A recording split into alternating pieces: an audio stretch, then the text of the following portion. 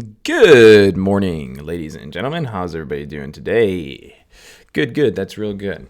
Real good. Anyways, so today's going to be a pretty good day. Today's going to be a good day. We got, well, at least for me, we got two stocks that I'm going to be focusing on. That's STZ and SGH. And then you also see that I put in the SPY. So I'm putting in the SPY in there, not specifically because I'm ever, not that I'm trading it every day, but you guys know it's a good thing to run us through the market every day. So if you see the SPY on there for, who knows, next couple weeks, it's just because we need to retouch or touch on the market a little bit, probably every morning, at least a tad before, going through some other things. But, what's going on? Short Roku. Yeah, Roku was pretty sweet. Yeah, Roku was fun. I totally missed Roku yesterday. I think I was trading Netflix when Roku really started to go. And I even told myself to make sure to watch Roku, and then it was like on my right monitor, and then I got glued on Netflix, and I forgot to look at Roku, and then by the time I looked, it was already dropping, and I could have shorted, made some money, but then I would have been chasing the stock down. I didn't want to do that. Anyways, pretty disappointed about the way I started yesterday. Joshua, you can either go to the link, check out the links in the description of the video. There's chat rooms, Facebook, you can email us. You can get our email from our website, so there's various areas where you can get in touch with me or just anybody in general from Boiler Room Trading. So check out the description box below the video. So good morning. Yeah. Let's see. So anyways, what's going on, Laura? Today it's going to be two stocks, STZ's, SGH, and then we'll touch on the SPY. So let's get into sharing the screen here. And there's probably more things out there, Again, these are just two stocks that I came across this morning. I'm like, wow, they have potential. So I'm going to be focusing my attention on those. All right, so I'm going to go full screen here. Before we jump into the stocks, I just want to briefly talk about the market. I'm not going to go on a whole rant or a whole spiel. I'm just going to give you guys a little bit of technical analysis and get you on your way. So, as you guys can see, we have reached the 257, the 258 level, as I was referring to, and maybe it was yesterday or a video from over the weekend or one of those videos or a couple of videos I've been mentioning, kind of watch this 257 to 258, arguably up to 260. 260 is a little high, but that would be the clear resistance we could go to. So we are moving in that way. We're moving up, but at the end of the day, the market is moving into a seller's territory. In my opinion, we're definitely up at resistance. We've moved into a seller's territory. Okay. When you look at the chart here, you can see, right, we bounced, right? So going across this whole 260 level is really a major resistance. So right now the market's entered into the seller's zone. So these next couple days, that's where your sentiment should start shifting from, we were long, now start shifting back towards short, start thinking sellers are coming. This is where sellers would be. And that's probably it. We're probably entering into this 260 area, and we're going to start seeing some selling pressure coming.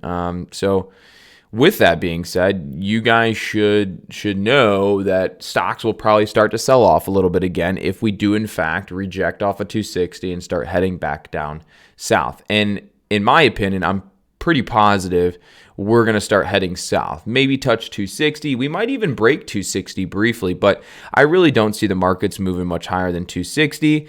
And then we'll probably reverse, start coming back down, and start seeing some of that volatility pick up. Everyone's going to start getting a little bit more scared. And I can tell right now the market's still really not that worried because the volatility index is at 20. So the volatility is up. The volatility index is still up. It's not extremely low.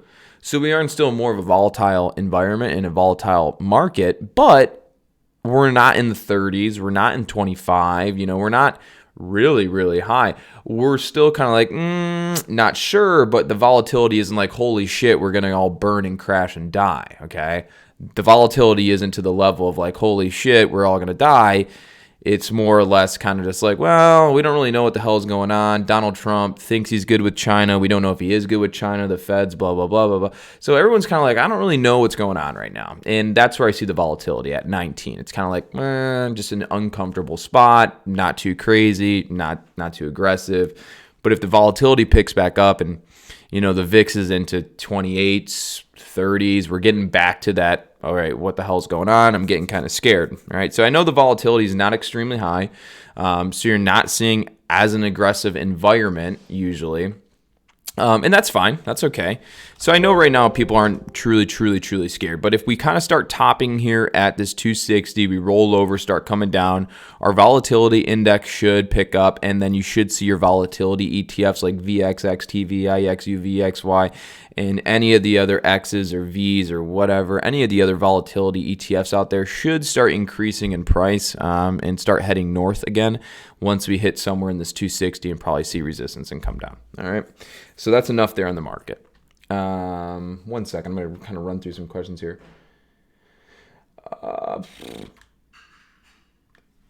SFIO. If SFIO ran 400% yesterday, it's got to be a sub-penny stock. It's a sub-penny stock. Absolutely. I was going to say, if there's something that ran 400%, I would know about it unless it was a sub-penny stock, which it is. So, yeah, maybe that's something for some people. I probably won't watch it. So I did have some coffee this morning. Sup, my nerds? Thoughts on any leverage plays today? No, not particularly. T announcing firing list, so it should pop in the misery of others.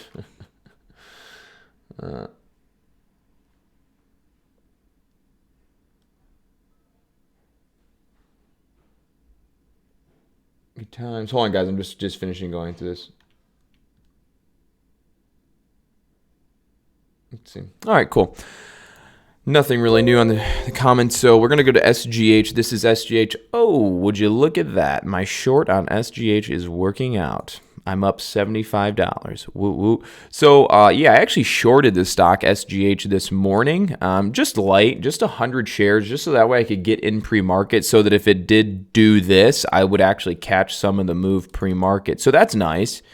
I didn't want to go super heavy on it because, I didn't want to risk, pre-market, blah, blah, blah, et cetera. So it doesn't really matter. But either way, SGH, as I said, is on our watch list. Right now I'm up $95 from a short trade on it. I really like this stock because it's breaking support here. It doesn't really have much of a floor until $20. So I think it's got about a $5 per share move to the downside, maybe $4 per share move to the downside today. So yeah, I'm short bias on it. So definitely going to be watching SGH short. If you look at the 3-year chart, you have to go back to the 3-year chart to see any bit of support. And the only bit of support I see is right about 20, which would be this this candle and then this retest. It's so small you could hardly even see it on this chart. It's this candle wick followed by that candle low, and that candle low creates this support at about $20. So in my opinion, I feel like it's got about a $5 drop opportunity on SGH. So definitely going to be following this short. This is an earnings play. Okay. Secondly, it's already down. Again, it's already down pre-market here. So, this is one that's just going, and it makes it hard to judge where you should enter. So this is going to be something where you're going to have to watch it when the market opens intraday and find the level to enter short then. One of them may be at 26, which would be the low of that candle going straight across. That might possibly be an entry level for you today at some point. It's possible. All right. Next one on the list is STZ, which is Constellation Brands. They had their earnings. So Constellation Brands dropped from 175 down to 150, and so far it's put in a minor higher low here on this bottom point pre-market, which really isn't anything special just yet. So this is another stock we'll be watching today. Basically, their earnings for 2019 aren't looking good. Their earnings report actually comes out at 10:30, where they'll actually host the earnings call. So just know this, that a lot of times when stocks have their earnings call during the day, like when the market's open, a lot of times they can have a choppy trading day. It doesn't mean it's going to have a choppy trading day. I've just noticed throughout all the trading days I've ever traded, and I'm trading earnings, and the stock has a earnings call when the market's open at like 9:40 or 9:30 or 12. It seems like the stock trades really awkward, and it's hard to really judge what it wants to do.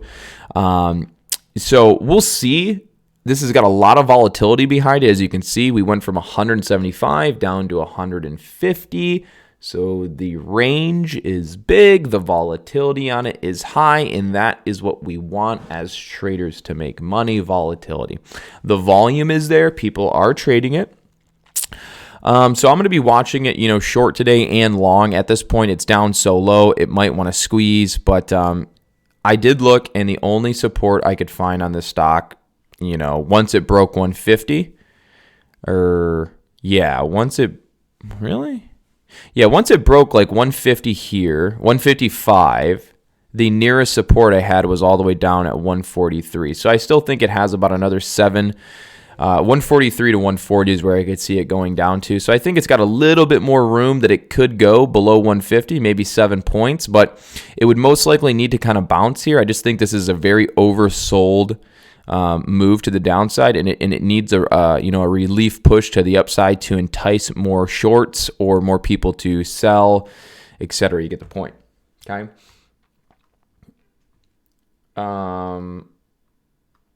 I have not been focusing on the small account. Have not been using Trade Zero. Just trading on my TD Ameritrade account right now.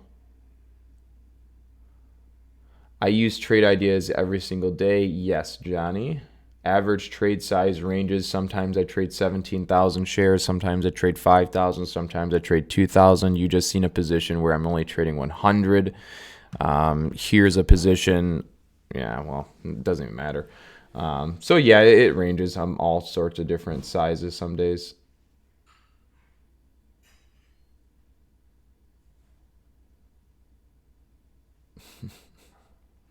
Oh.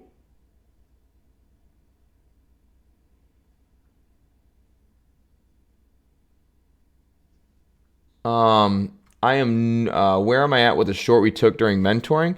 Yeah, that short was closed out during the mentoring session yesterday.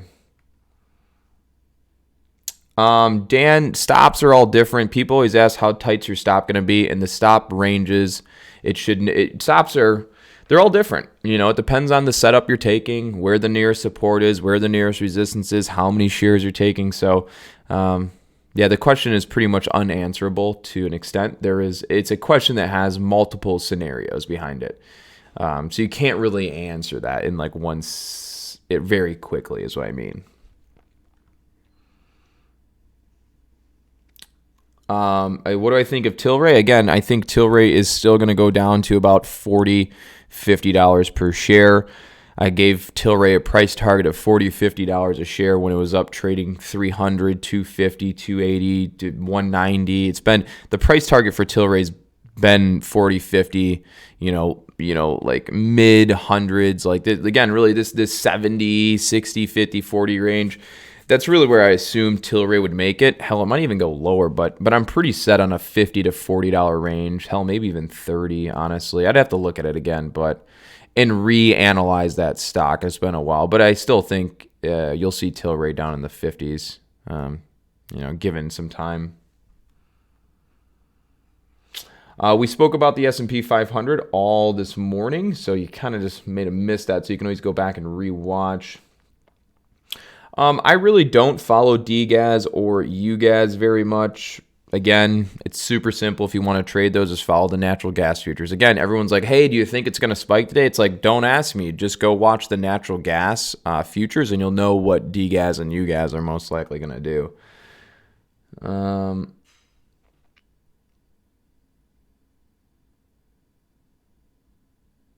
Marvis, I will not, that UWT trade, yeah, there's something in the announcements channel for the premium members about that UWT trade. I would recommend reading that. I just released it this morning on the game plan for the oil trade.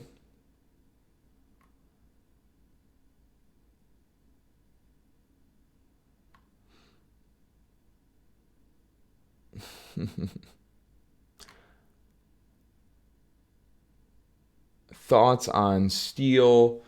I haven't looked at steel recently. You know what? I probably should look into steel. I should write that down. Where's my pen? Yeah, I gotta remember that. I should look into steel. I don't have any info on. I don't have any information for. I mean, I could, but it's such a basic analysis that it's pointless to even tell you guys. Yeah. Oh yeah, yeah, yeah.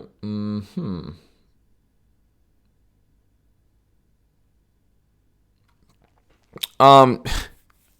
So if you're asking, so this and this isn't this isn't to be mean or anything, but yeah, if that question, if the wall gets approved for Trump, would you recommend buying steel? I think I read a tweet this morning, or someone said he was tweeting this morning somewhere in this planet or world on social media that Trump said if the wall gets approved or something, it will be huge for U.S. steel companies. Basically, he's implying the fact that if it does get approved, or what people believe is his ultimate goal behind that tweet or those messages is that if the wall gets approved, he will use American steel companies or United States steel companies for the production of the steel to make this massive wall. So that should be good for America.